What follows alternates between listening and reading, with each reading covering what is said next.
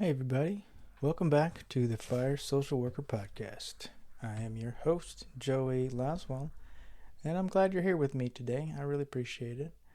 Last time we talked about having too many irons in the fire, and let's be real, I was talking about myself. I had projects on top of projects, side hustles, ideas, nonprofit, podcast.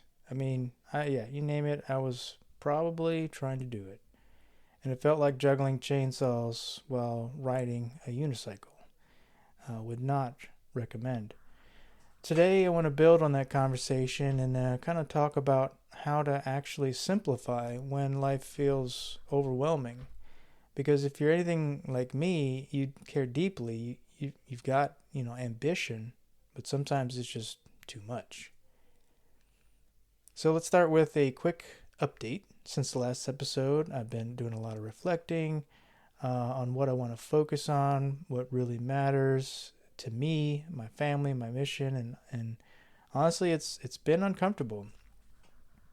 I've said yes to way too many things in the past, mainly because I just wanted to help, partly because I just don't want to disappoint people. But when you stretch yourself too thin, you end up not showing up the way you want to. And I've felt that sting, committing to something and then realizing I can't give it the energy it deserves.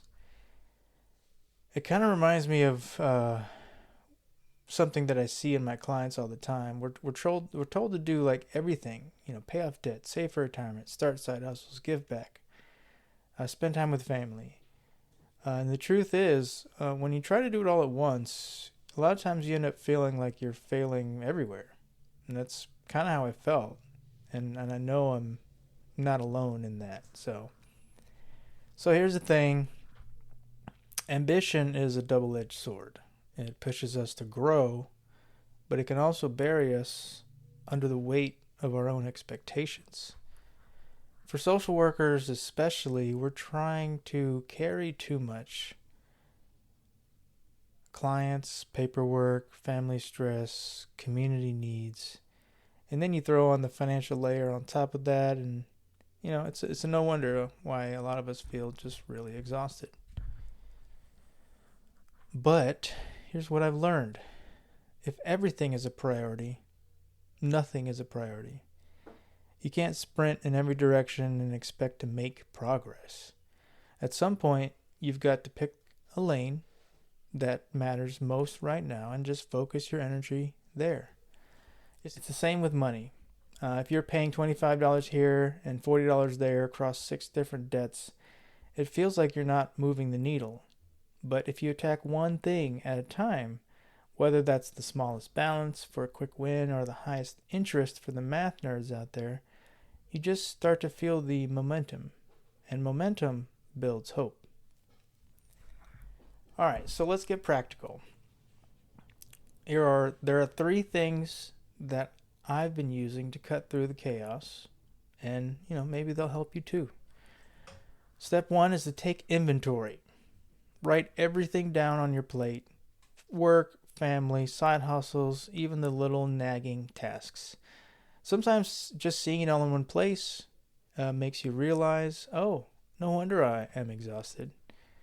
Step 2, sort by impact versus effort. I gotta ask yourself, what actually moves the needle? What gives me the biggest return, financially, emotionally, spiritually, for the least amount of effort? That's where your energy should go. So this one is tough for me. Step 3 is saying no with love. It's really tough for helpers like me and you that are listening. But every time you say yes to something that doesn't fit your mission, you're saying no to things that really matter. So practice saying no gently but firmly. Protect your energy. It is your most valuable currency. And let me tie it back to the finances for a second. Instead of just chasing 5 different side hustles, maybe focus on the one that actually excites you and has the most potential. Instead of trying to max out every account, maybe focus on paying down the one debt that's weighing on your chest. Simplifying creates breathing room. All right, so here's some encouragement for you. You don't have to do it all.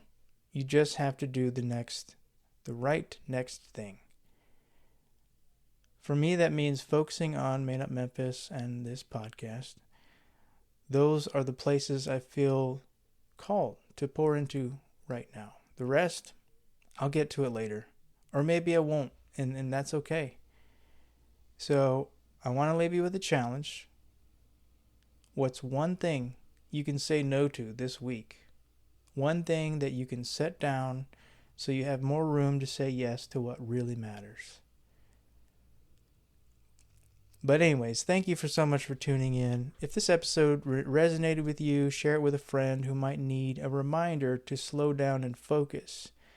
And if you want to keep up with me, you can find me on LinkedIn, Substack, and wherever you listen to podcasts. So, up until next time, keep igniting your financial future.